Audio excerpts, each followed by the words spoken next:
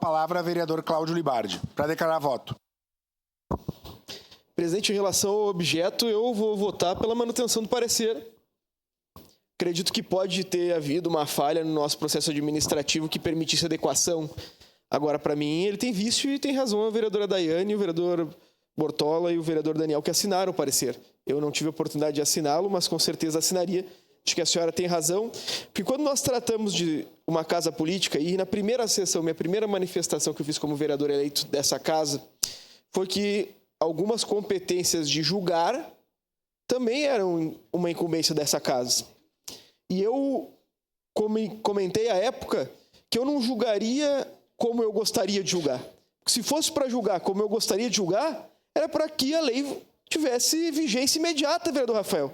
Eu sou um dos principais críticos ao modelo da disponibilização dos remédios da farmácia do CESO, local, todos aqui sabem. Agora, não é como eu gostaria, presidente, é como eu acho que deve ser julgado.